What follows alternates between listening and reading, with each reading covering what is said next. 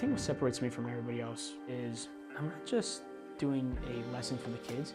I like the parents to know what's going on as well. I'll educate you. I'll literally give you all the tricks of the trade that I know, and I'll just give it to you because I want you to know what I'm doing.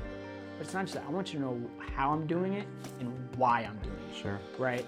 So if you have time, on your end, like you could do the same exact thing. Now I know you're not losing process, right? But it's also building the confidence in the kid, but also in the parent.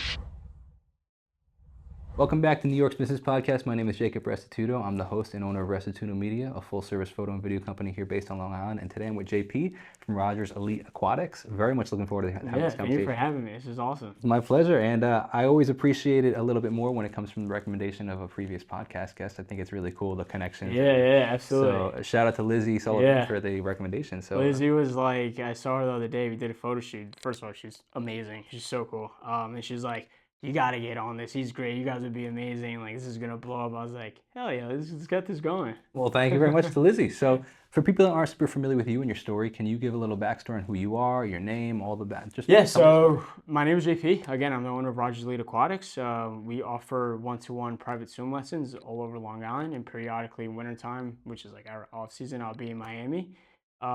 We try to deliver the best high-end services that you could actually possibly even find.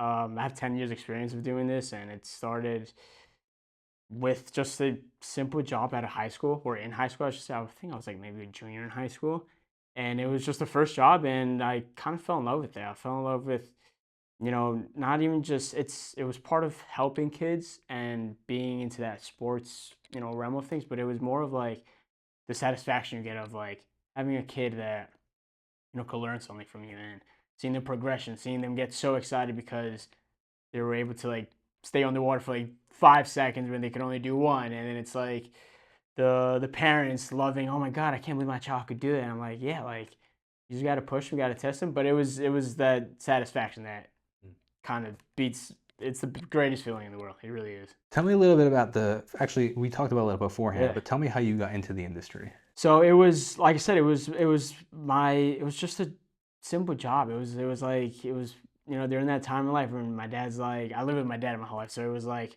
you need to get out the house, man. You need to get a job. I was like, no, like I'm chilling at home. I'm good. But I got a hookup at I worked at Safety Swim in Hyde Park, and I really didn't think I was gonna get the job. One, because I was telling you before, I was never a swimmer. I played soccer and basketball my whole life, and sports was always just my passion. But even as a kid, I'll be honest with you, like I was never that kid to be like, oh, I dream of being a doctor or whatever. Like when you play soccer, you dream of being a soccer player, but like realistically, I knew within myself that wasn't gonna happen. But to me, it was like it always went back to just helping. I didn't know what it was going to turn out to be. It was always helping people, right? So based on, again, the conversation we had before, it kind of aligns with the other work that you do. You work in a hospital as well, and that's all about serving people. So it kind of seems like the thread of your life is one to be of service. So my older brother, he's a doctor in the military. He's based out in Germany, and we're so proud of him of making it that far because it's a tough job, right? I was never a school guy, so I was like, there's no way I'm going to go to school to be a doctor. I'm not going to be in school for 100 years for it. But it was also thanks to my dad to pushing me to get out the house at that point. He was like, get a job in the hospital. It's great benefits. Like, you'll get paid well. Like, just do it. And I was like, no, and I denied it for like many years because I was still working at the swimming facility. And I was like, my argument to him was like, I love what I do.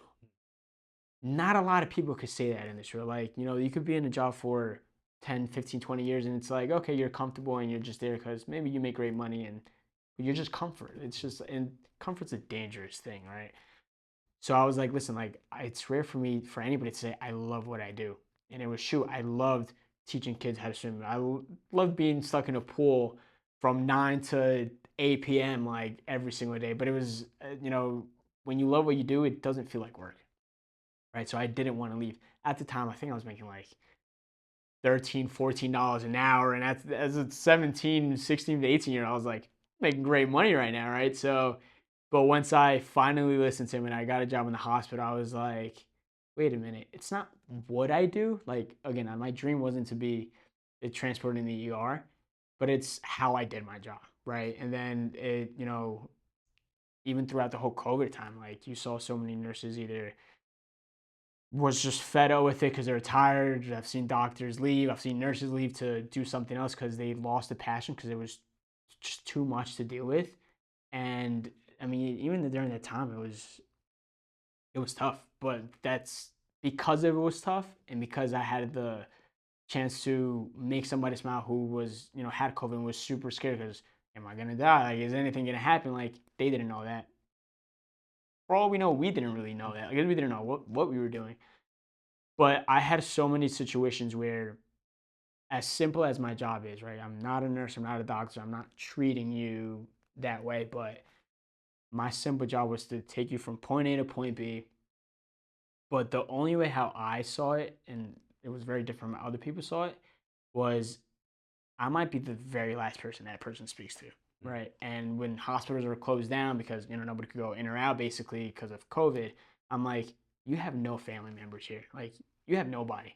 So if I could be this random person that can maybe possibly make you laugh or smile, whatever weird stuff I say, I'm good with just that, right? Like if something happens to you, like I'll feel horrible, but at least I know I did my part and be like, you know what? I put a smile on your face, like your life could be hell for all I know, but at least those 10 minutes could have put some kind of light in your eyes and in your world. And, you know, you just got to trust that, nurses are going to do what they got to do and take care of you. And, some people made it and some people didn't, right? I had family members who passed away because of COVID as well. And I saw them from day one to the very last day. Um, but I was glad I was able to do it, right? But that was my family member, right? And that was just one, unfortunately, but fortunately, it was only one person that we had, that situation with. But there's also millions of other people that didn't have family members, so we became their family members, right? Um, and like you said, it's a perfect transition. It all comes into just helping people, right? I would assume, based again, kind of in your personality that I'm starting to learn Yeah, and all the stuff, that it's very similar, even in the sense of like you mentioned something that like you don't know what's going on like in the person's life before they come in or anything like that. And I would assume it's very similar for the swim opportunities, like when people are swimming with you, that whether it be a half an hour, that half an hour they're forgetting all the other things that are going on. I It's just, and you have the opportunity to kind of mold their mind and dude, listen to I'm them. so glad you said that, and it ends up being the reason why I love what I do, right? Like the main thing is it goes back to my childhood. Or like my childhood, it was my parents got divorced when I was 4 years old, and it was a lot of back and forth, the fighting, the courts, the lawyers, the therapists. I caught like the whole entire nine, right? From 4 years old to I was like a senior in high school, where like I went through the worst stage of my life where I was suicidal and like the whole nine. Um, and even then, at 4 years old, I was a very smart 4 year old. Like when my parents, I clearly remember my parents were like, "Oh, like when you're older, like you'll understand." But I was like, "No, I understand everything right now." Like I played dumb to like figure things out just so I know, but I knew I was smart enough to know all these things, and I understood it. So I was always like mentally, like I was always like ahead of the game. So I never compared myself to like any other kid because I was different as like I knew that. Um, I don't know what it feels like to have my parents together. I don't know what it is to see my dad and my mom hug each other or kiss each other or say good morning. I've never, yeah, maybe from like 0 to 3, but I don't remember that, right? Like all I remember is court dates and fights and this and that, right? So when it goes back to the swimming thing, I was like, listen, like, I'm glad what happened to me in life and everything I went through. I'm glad it happened because even though I learned a lot of good things from them, obviously, they taught me what not to do, when I have my future family, future kids. So, like, that was the biggest thing because now I learn from their mistakes instead of learning what to do. I actually learn what not to do. So now I know I'm not making those same mistakes. So, to tie it into the swimming thing, again, it's the reason why I love what I do. It's I have a passion for it. I don't know what these kids are going through outside of this class. They could be going through what I went through, or even worse. Or for all I know, even better. They might literally have the best life ever, right? But I don't know that. Parents aren't going to tell me that. The kids aren't going to tell me that, right? And every once in a while, like, I have a really strong intuition, so I could kind of I read people very, very well, so I could kind of see if something's off. But then it's none of my business to ask, obviously, right? So my job is, yes, once to teach you how to swim, obviously, but it's if I could change your life in those 30 minutes, that means more than anything else. That I could care less about the money. I could care less about anything else. It's me knowing I could put a smile on your face. I could, if I could allow you to escape whatever you have going on outside of the swim class at home, and you look forward to Mr. JP's class for 30 minutes, for all I know, I just saved maybe a kid's life, right? Or I just changed your life, right? Because I know how I felt as a kid. So if I could be that person, that mentor, big brother, or friend to these kids, like whatever the case may be, if I could develop that connection with them, like it's life changing. Like it's simple as that. It's life changing. So that's what I love what I do, man. And that's, I, like you said, like I mentioned before, yes, I work in a hospital and I deal with adults all the time, very sick people or crazy people. Like you literally see it all. But like, there's something about like changing a kid's life, right? A human's life in general is amazing, but like, again, and I always think back at myself and I see myself in a lot of these kids and I'm like, it's different. It's special. It's just totally different. And you have the opportunity to be the influence that you may have had or may not have had in the kid's Exactly. life. Yeah, absolutely. Yeah, absolutely. And like that's to me that's huge. Like, it's funny because I might be, you know, changing any of these kids' lives, but they're doing me more like of a favor than what I'm doing to them at that point. Like the feeling and the gratification and the satisfaction I get is like kind of like worth a lot more than the service I'm giving to them, right? But it's what keeps me going. It's what made me, do the business and continue to do it. Like that just means the world to me, right? Yeah, absolutely, and it's that classic biblical example of it's Yeah, better to yeah, give than to receive, and it's the exactly, truth. exactly. It sounds it's a cliche, but cliches are cliche Oh, for yeah, a reason exactly, yeah, because it's actually and it's hard to sometimes walk out and live out. Like it's easy as a human to sometimes be a little selfish and be like, no, this yeah, is what I want. But when you actually do live a life that actually gives more than you take, it ends up just coming back. yeah. And it's again, it becomes effortless, right? Like I could do this for the rest of my life. So, you know, on the business aspect of it, people are like, oh, like you work on yourself, like you make the business work and let it take off, and then you hire people, and then now you don't have to do it, and then you could sell the business later on. I'm like, yeah, I could do that. Most businesses, that's how it kind of goes, but it's like, no, I want to do this. Like, So tell me a little bit more about the business. Like, at what point did you say, "Hey, I'm going to start my own"? What does the so structure of that look like? Do you have a facility? Do you rent out a space in the facility? no, Just no. tell me all So about it. so how it started building up. I Once I left the swimming facility that I first worked at, it was I started in the hospital, and then I would have client sections like, hey, like I have a pool in my house, like do you still do this? Like, do you want to do this? And I was like, yeah, sure. Like, why not? Like, I have the time. Like, whatever. It's easy. I love what I do. Like, cool. And it's to continue that relationship with that family because you see these families for so many years. Like when I was working at the Safety Center, I was there for maybe 3 or 4 years or so, and I these individual families will book me for the next 3 years. And in my mind, I'm like, I don't know if I'll be here for the next 3 years. Like, I hate to break it to you, but I have no idea what the future holds. But it allowed me to develop that relationship. And even then, people that I've known, I have best friends that I've still talked to this day that now it's a 10-year friendship and things like that, and with the families as well. Um, but I would continue to do it as a hobby, and it was just fun. It was easy. Again, I love what I do, and then it just started building up, and then it got to a point where I was like, crap, I'm like, like my summer is shot. Like I can't have fun. I can't do anything. I can't even go to lunch at this point because I was so busy. And you would say that's a good problem to have, but when it's fun and all as a hobby, now you're like, oh man, scheduling. Am I gonna make it from Suffolk to Nassau? Because I go all over Long Island, so I'm like, oh well, I gotta like kind of bulk it down and get this more serious.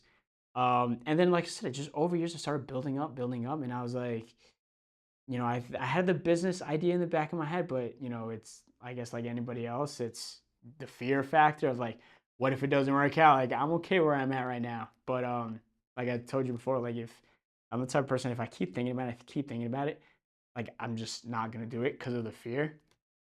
But then I was like, you know what? I love what I do. Like I'm good at it. Like I have nothing to lose here, right? And I was like, so I took the step forward. I had my best friend Jack. He helped me out with opening the business and all that, and I was like, now that I have it open, now there's no going back. Now I have to make it work, right? And yeah, it just I that's really how like the whole business came into play. Now a lot of people ask me about the name, like why Rodgers Elite Aquatics, right?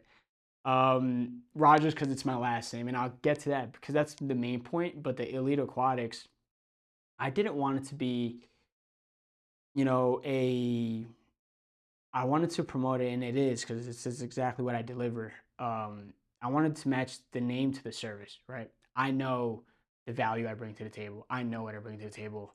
I know, and I vowed and I promised myself the day I opened the business, I was like, I will be the best swim program you're going to find, right? Because I know I deliver high end service. It's premium. You know, the years of experience it shows, right? And then it's just my personality that ties into it. Like it all works together smooth. So I wanted the Elite Aquatics, right? So Elite, you could just that goes without saying. It's just the best of the best at that point. And then you got to end the aquatics because you got to tie it into swimming and some something with water, right? But Rodgers. So again, Rodgers is my last name. I knew I wanted my kids, my future kids, for whenever that time comes, to have something attached to them, to have a name attached to them, because that would mean the world to me, right? Like my dad had his businesses, and I have a couple of other family members that have businesses as well. But I'm like, I don't think anybody really ever thought I would be the one out of everybody to have a business. And I was like, you know what? I want my last name to mean something, right? And it's not for me. It's yes, it's for honoring my last name, but it's the future. It's the future of my kids, right? And it's what I do. I teach kids. I mean, I also teach adults, but it's the future for my kids. But I did have other names that I kind of like threw around. Um, my two nieces, Ellie and Amelia, they are my whole world. I love them to death. It was my first tattoo, my strength and my motivation, Ellie and Amelia. When I, had that rough time as a senior in high school where I was suicidal, they saved my life. So I I had three, I had like five names, and then I brought it down to three, and they live in Germany because I told you my brother is out there. And I called him. I was at work. I was at the hospital. It was like maybe 3 a.m., which is like 9 a.m., 10 a.m. over there, something like that. So there was right before they went to school. Actually, it was like more 6, 7 a.m. And I was like, "Hey, girls, you know, Tio." So I'm Spanish. So Tio is uncle in Spanish. So I was like, "Tio JP has a very important question for you." I didn't think they would understand. Oh, I have a business. I do this and do that. Like they knew I taught kids how to swim, but to kind of explain to a 10-year-old, 8-year-old like business, it's a little weird. It's different, right? It's confusing for them, but they understood it. They're very smart girls. They understood it. And I was like, hey, I have three names. I want you guys to be a part of this as well, because if it wasn't for you guys, I would have never made it out senior year of high school, right? I would have never done everything I've done, everything I've experienced. I would have never opened up this business. I wouldn't be living the life that I live because of you guys. So I wanted them to be a part of that as well. Um, and I gave them those three names, and it's kind of weird. It was funny because it's like the second I said Rodgers Elite Aquatics, they're like that one, and I was like, oh, all right, well that was a lot easier because I thought they were gonna kind of like go back and forth with it, and they're like, no, that's the one. And I was like, all right, enough said. And like later that day, I didn't even sleep after work, and later that day, I texted my friend Jack. I was like, this is it. Let's make it happen. Made it official. Um, and that's how it went. Yeah. It's a great story. Now, logistically, what does the business look like now? Like, do you still travel to all these different Yeah, places, or? so as busy as I got over the years, I go all over Nassau. So like last year it was fun, but it was hard because I was going from like driving from like Rockville Center to like Southampton. So I was like, well, this is a lot of driving, and I business wise financially didn't make sense because I was losing out on a lot of money because now it would be like 4 hours, 5 hours of a drive, round trip, and then it was like 1 hour worth of work, and like Potentially losing clients. potentially losing clients and just money at that point, right? So like, yes, I don't do this for the money, but it's needed, right? You gotta live as well. Um, so I this year when I officially opened the business, I was like, I gotta figure something out because I can't be doing this if I'm going to grow, right? As the speed as I was going. So I schedule it. I right now I have a partnership with the Vagaro app. It's a booking app. So I was able to kind of separate it where like once you put in your address, it'll ask are you in Nassau or Suffolk, and then certain days it'll block it out. So for example, I think now it's like Monday, Wednesday, Fridays I'm in Suffolk, and like Tuesdays and Thursdays I'm in Nassau. So depending on the address, it'll only block out those 2 days or whatever days Wow. it fits. So it's a lot easier. So now I know, okay, Tuesdays I'm not going back and forth. For example, I'm just sticking in Nassau. So now I could do all my Nassau clients, right, and now make it work. I want to take a little bit more time and discuss this because I think this is really interesting because I think a Yeah. lot of business owners can benefit from this. So essentially, what you're doing is you say, "Hey, what's the name of the app?" Vagaro. Vagaro. Yeah. So, hey, Vagaro app, this is the locations that I guess I work in, Yeah. and then book me accordingly to Exactly. only in these locations on certain Yeah. days. I think a lot of businesses can benefit from that, particularly businesses that do quotes, Right. where like free estimates essentially for like Yeah. construction businesses or Yeah. any Yeah. service-based Exactly. business Yeah. where they go to the house to provide a quote. There, Yeah. I know my dad owns a construction There you go. company, so he's going from Freeport to Yeah. wherever, All right? over. And Yeah. he's spending an hour and a half in the truck because that's what it is. Or you have somebody that is like the secretary that's booking all these things, but that now you're paying somebody to do that. Yeah. It's really interesting. You can Yeah, automate which that is funny situation. because I don't have a secretary. I'm a one-man show right now, but it does scheduling wise. It just helps. It helps you save time. You're not wasting your time, and obviously, as we know, time is money. So unfortunately, and sometimes like these Nassau clients, maybe for example, like sometimes maybe they can't do it Tuesday, right? And if I have the space like on a non-day, then I'll just put that in manually, right? Like on the admin side, you could mess around with it as much as you want. And then I think that's also the beauty of having your own business that like, you know, I'm too of a nice guy, so I always like contradict myself when it comes to things like that because I hate to say no and I always say yes, and it gets me in trouble with sometimes with myself. I kind of screw myself over, but um, the beauty of I think having a business that like you could bend the rules as you like, right? Like if you know that somebody needs accommodating, then you're able to do that. So like you don't work for somebody where you got to ask for permission and go through a whole process. Like you are the business, and I think to me and like any other business owners, like I don't. It's funny because I posted on my Instagram the other day, and I think it's so true. I said something. I posted like the logo of my logo, and I put something. We're not launching a product, right? We're building a presence, right? So to add on to that, it's like I'm not selling you a product, right? Like it's not tangible, right? I'm the service, like I am the product. So it's like I when you're the product and or the service, like it's up to you. It's up to you to make it work. Like it's not like oh something I could sell you. Sell me the pen, like that typical thing, and it's gonna break or whatever. Like I am the service. Like I'm not gonna screw myself over and lose the clients or you know get a bad rep for my name or for the business name at that point. So it's like you could do what you want, right? And it's gonna be positive because, like I said before, like you're not gonna screw yourself over. So I think that's the beauty of having that business and like taking back to the Vagaro app, like it helps you kind of navigate as you please in a way. But you still want it to be structured, of course, because if you have too much leeway and if you are too flexible, it's gonna catch up to you at some point. So like you want to please people and you want to make people happy, obviously, because that's how they stay, right? That's just a part of it. But it's nice having that flexibility. It's Yeah. nice having the flexibility to do as you want, really. Oh, absolutely. Sure, you're talking on one business onto another. Exactly. Absolutely. Yeah, there you go. The flexibility is very nice for sure. Yeah. What is the typical process? Somebody signs up. Do they sign up for a batch of lessons? Is it one Yeah. lesson? Is it a year subscription? How Yeah. does that work? And then So also, how do you grow new clients? Is it all word of mouth? Are you looking to even grow new clients? Or are you yeah. booked out? What does that look No. like? So yeah. So I've been lucky enough that everything has been really word of mouth. Um, I met really good people with a lot of connections that helped me out a whole lot. I lifeguard at the Glen Oaks Country Club, and it ended up just being a simple lifeguarding job. But like the people that you meet, I didn't get a job at the country club just because I love lifeguarding, just kind of to sit there and burn myself all day long. But it was the connections you meet, like the simple conversations you have, right? And I've always said you only gotta get lucky once and meet one person that could open up a million doors for you, right?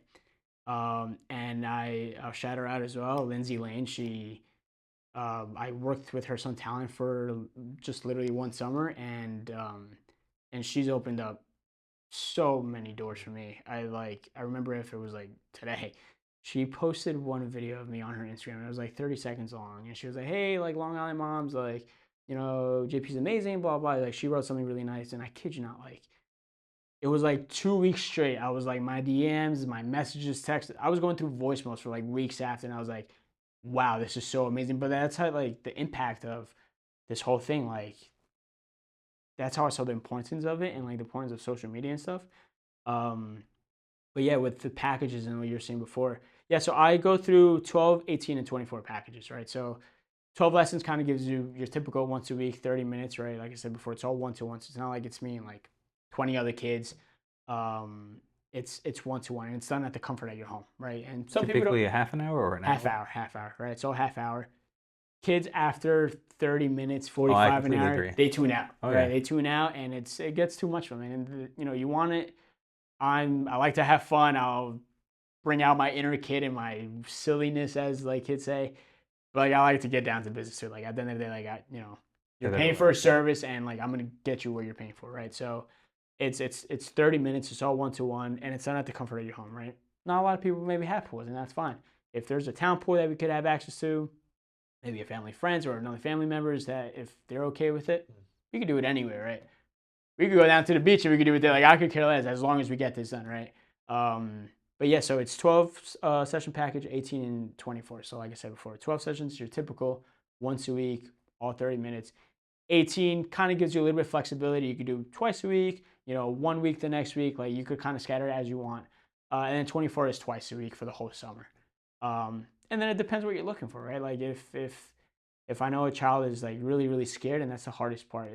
The hardest part about the job is it's not the physical side of it. Everybody could swim, right? It's the fear factor, kind of like business, right? But it's the fear factor. It's how do you tell a 4-year old, a 3-year old, 5-year old, any age, hey, don't be scared. Mm-hmm. You're not gonna be like, all right, cool, like yeah, let's do it. Like I'm not scared. Like it doesn't work that way, right? Which is part of the reason why some adults don't know how to swim, right? So I've always told adults it's like 95% of adults that can't swim is all mental. The other 5% I could actually teach you something, but it's getting past that mental, right? So I'm really good at tapping into like the psychological side of swimming with kids. But that takes time, right? Like it gets to a point where it's so repetitive, but it just has to click, right? Once it clicks, everything else is kind of smooth sailing. So depending on where that kid's at level wise, maybe 18 and doing twice a week and kind of scatter it around as you please may work. Or maybe that kid does need twice a week to get more attention, and just more practice. Sometimes it's too much, right? Like, families have 2, 3 kids, or even if they have one kid, but they're doing 100 million sports and want some more vacations and things like that, and you don't have the time to do twice a week. So once a week is perfectly fine, and you'll still see results. Yeah. What's the age that you recommend kids to start? As early as possible, man. So I start them at 4 months. Babies are Really? 4 months to any age adult.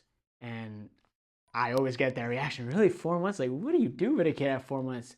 You do a whole lot, man. I focus so much on kicking. I don't even move the arms that much as a baby. My Again, I teach so maybe another instructor will tell you something totally different. It's what I've done for 10 years. It's works. If it's not broken, don't fix it.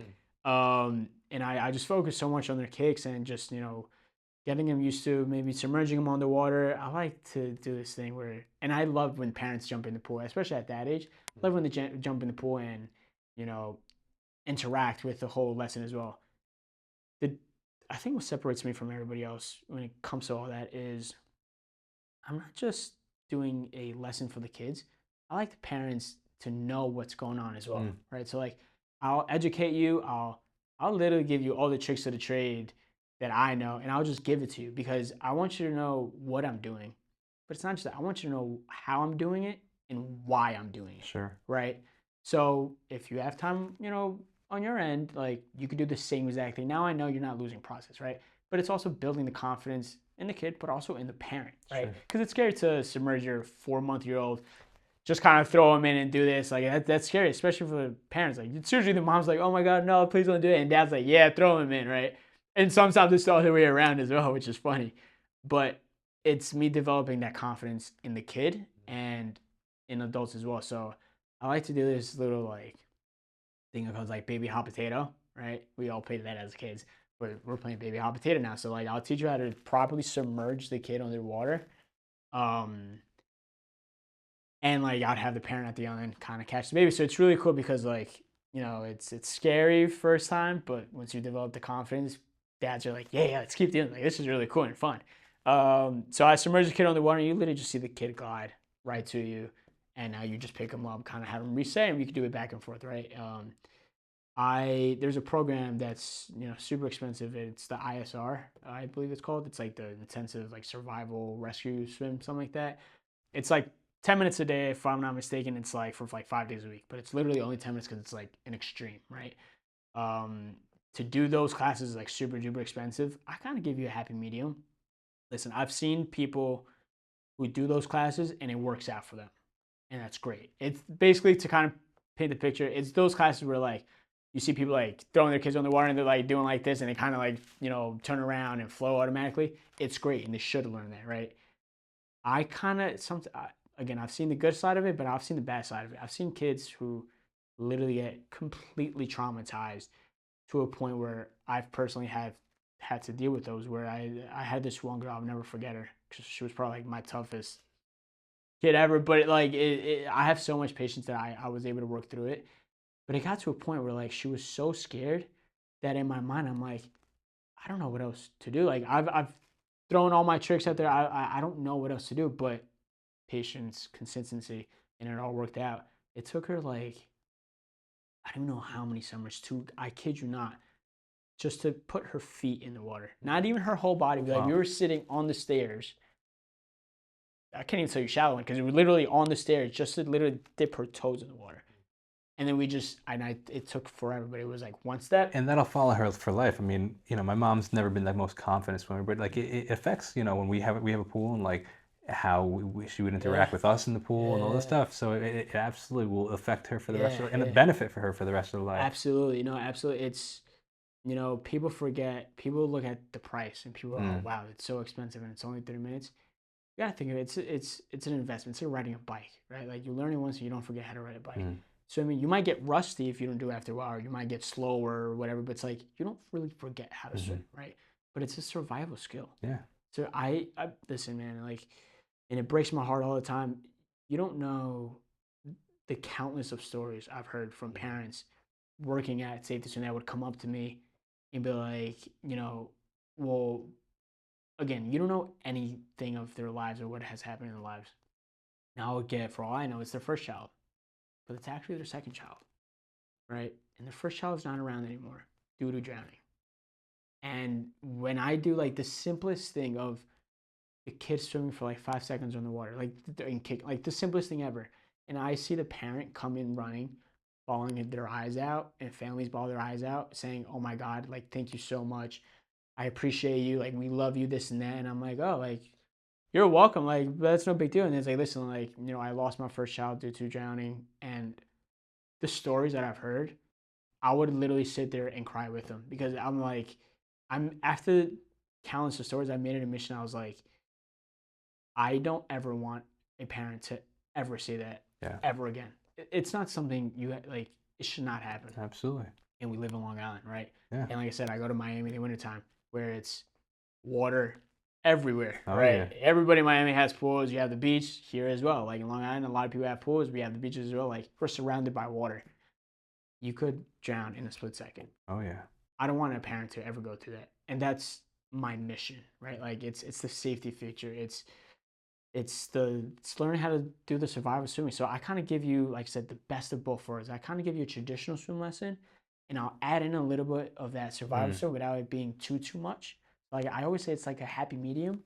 Um, and people love it, right? Yeah. Parents love it, and it's worked out. And So I want to piggyback on that, and it's honestly this conversation is really inspiring me a bit because yeah, we have a 2-year-old at home, and my parents have a pool. Their property is gated in, but the pool's not gated in, and we get incredibly nervous with this because yeah, man. we're doing our best to stay attentive and everything as if we're there at my parents or Yeah, anything, but you have no idea that a million things can happen, and you look away for 1 second, and the kid's at the bottom and of the that's pool, it. and it's. So yeah, But that being said, it's inspiring us, like, oh, maybe it's time we because we're looking at all these options. Do we put up a gate? Do we not? This and that. It's like, maybe we just teach her how to swim.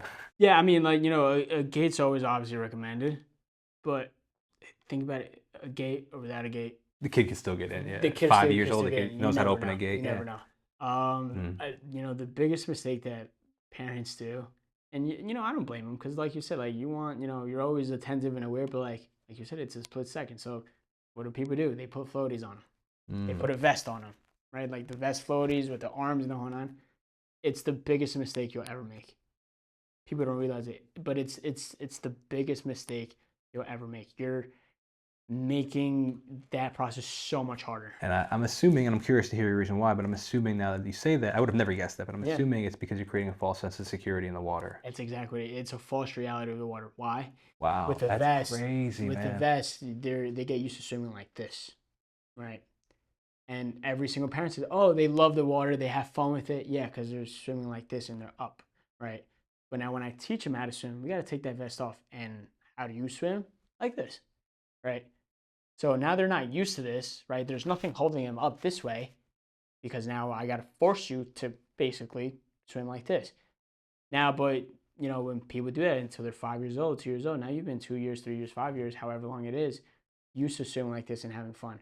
Now, when you have like a stranger coming to your house, basically, and like, the kid doesn't know me, like, I know I'm a friendly guy, but the kid doesn't know that. And now I got to take that vest and scare them. Like, Yeah.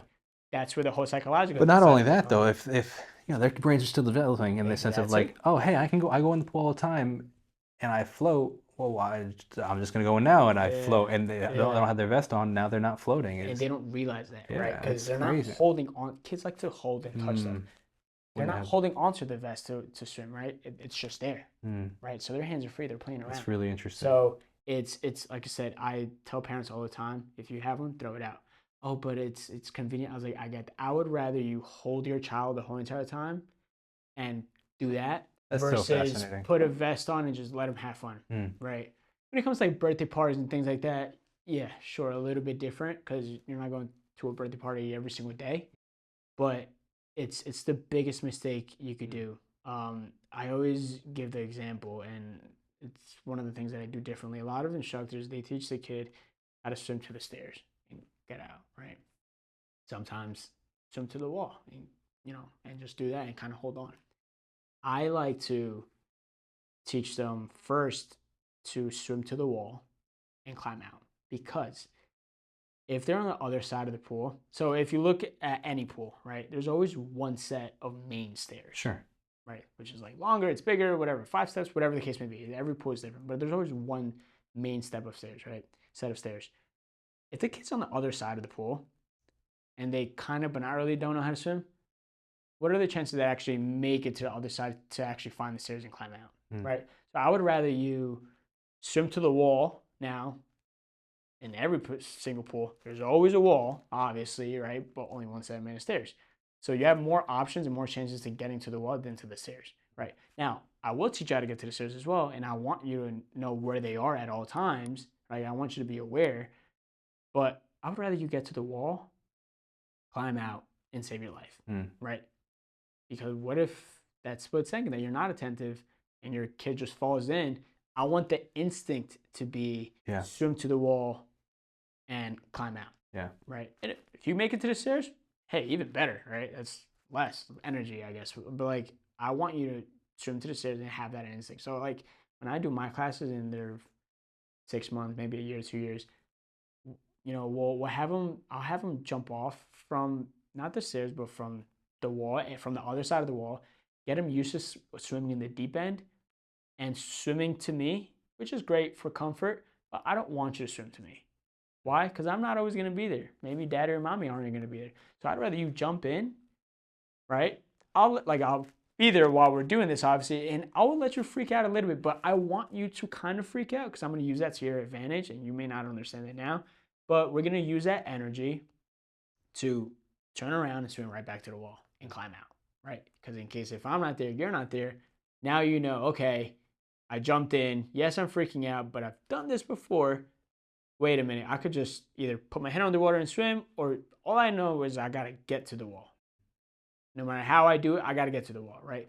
But through time, like, you develop form and do it the right way. And A 2-year-old can comprehend that they need to get to the wall, or do they need to be a little bit older for that? no, it's it they may not comprehend it obviously like we do, but it ends up being like Muscle memory. muscle memory. Very. I was gonna say instinct, but muscle memory is the perfect word.